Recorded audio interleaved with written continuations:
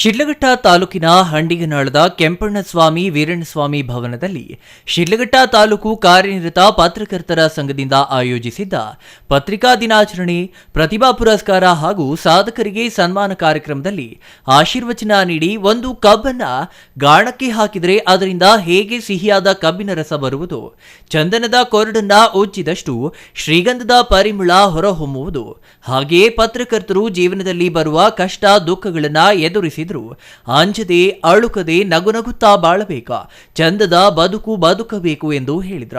ಶಾಸಕ ಬಿಎನ್ ರವಿಕುಮಾರ್ ಮಾತನಾಡಿ, ಕ್ಷೇತ್ರವನ್ನ ಅಭಿವೃದ್ಧಿ ಪಡಿಸುವ ಸಂಕಲ್ಪಕ್ಕೆ ಪತ್ರಿಕೆಗಳು ಮತ್ತು ಪತ್ರಕರ್ತರು ಸಹಕರಿಸಬೇಕ.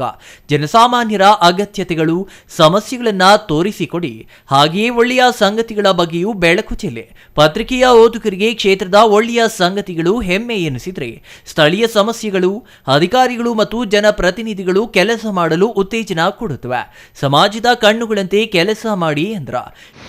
ಇವತ್ತು ಆ ಒಂದು ಮಾಧ್ಯಮದಲ್ಲಿ ಬಹಳಷ್ಟು ಜನ ಈ ದೇಶದ ಉತ್ತಮ ಭವಿಷ್ಯಕ್ಕಾಗಿ ಪ್ರಾಣವನ್ನು ತ್ಯಾಗ ಮಾಡಿರ್ತಕ್ಕಂಥ ಒಂದು ಇತಿಹಾಸವನ್ನು ನಾವು ಕೇಳಿದ್ದೀರಿ. ಏನು ಸುಮಾರು ಇತ್ತೀಚಿನ ದಿನದಲ್ಲಿ ಇವತ್ತು ಮಾಧ್ಯಮದವ್ರ ಮೇಲೆ ಏನು ಇವತ್ತು ಒತ್ತಡಗಳಾಗ್ಬೋದು, ಅವ್ರ ಮೇಲೆ ದೌರ್ಜನ್ಯಗಳಾಗೋದು ಇತ್ತೀಚಿನ ದಿನಗಳಲ್ಲಿ ನಿಂತಿದ್ದಾವೆ. ಇದರಿಂದ ಭಾಳಷ್ಟು ಕಷ್ಟಗಳು ಮಾಧ್ಯಮದವರು ವರದಿಗಾರರು ಅನುಭವಿಸಿದ್ದಾರೆ.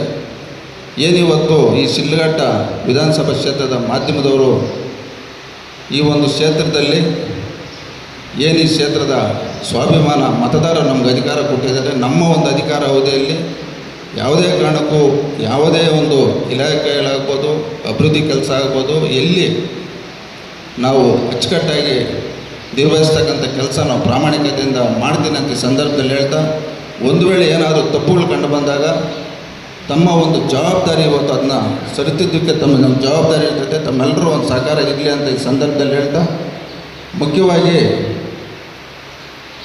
ಈ ಒಂದು ಕ್ಷೇತ್ರದಲ್ಲಿ ಮಾಧ್ಯಮದವರು ಒಂದು 2-3 ಗುಂಪಾಗಿದ್ದಾವೆ.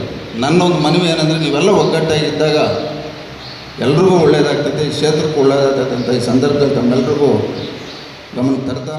ಶಿಡ್ಲಘಟ್ಟ ಬಿಜೆಪಿ ಮಂಡಲ ಅಧ್ಯಕ್ಷ ಸೀಕಲ ಆನಂದಗೌಡ ಮಾತನಾಡಿ, ಕೇವಲ ಸುದ್ದಿಗಳನ್ನ ಬಿತ್ತರಿಸುವುದಷ್ಟೇ ಅಲ್ಲದೆ ತಪ್ಪನ್ನ ಎತ್ತಿ ತೋರಿಸುವುದು ಮತ್ತು ಒಳ್ಳೆಯದನ್ನ ಪ್ರಚಾರಿಸುವ ಕಾಯಕವೇ ಪತ್ರಿಕಾ ವೃತ್ತಿ ಎಂದು ಹೇಳಿದ್ರ.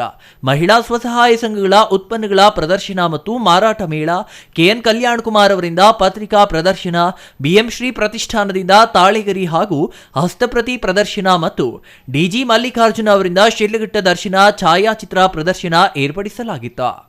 ಇನ್ನು ವಿದ್ಯಾರ್ಥಿಗಳಿಗೆ ಪ್ರತಿಭಾ ಪುರಸ್ಕಾರ, ಸಾಧಕ ರೈತ ಮಹಿಳೆಯರಿಗೆ ಸನ್ಮಾನ ಮತ್ತು ಪತ್ರಕರ್ತರಿಗೆ ಆರೋಗ್ಯ ವಿಮೆ ಕಾರ್ಡ್ ವಿತರಿಸಲಾಯಿತು. ಜೆಡಿಎಸ್ ಮುಖಂಡ ಬಂಕ್ ಮುನಿಯಪ್ಪ, ಮಾಜಿ ಶಾಸಕ ಎಂ ರಾಜಣ್ಣ, ರಾಜ್ಯ ರೈತ ಸಂಘ ಹಾಗೂ ಹಸಿರು ಸೇನೆ ರಾಜ್ಯ ಕಾರ್ಯಾಧ್ಯಕ್ಷ ಭಕ್ತರಹಳ್ಳಿ ಬೈರೇಗೌಡ, ತಾಲೂಕು ವಕೀಲರ ಸಂಘದ ಅಧ್ಯಕ್ಷ ಎ ನಾರಾಯಣಸ್ವಾಮಿ, ಮಹಿಳಾ ಕಾಂಗ್ರೆಸ್ ಜಿಲ್ಲಾಧ್ಯಕ್ಷೆ ಯಾಸ್ಮಿನ್ ತಾಜ್, ಬಿ ಅನ್ಸರ್ ಪಾಷಾ ಇನ್ನೂ ಹಲವರು ಇದೇ ಸಂದರ್ಭದಲ್ಲಿ ಹಾಜರಿದ್ದರು. ಛಾಯಾ ರಮೇಶ್, ಸಿಟಿವಿ ನ್ಯೂಸ್, ಶಿಡ್ಲಘಟ್ಟ.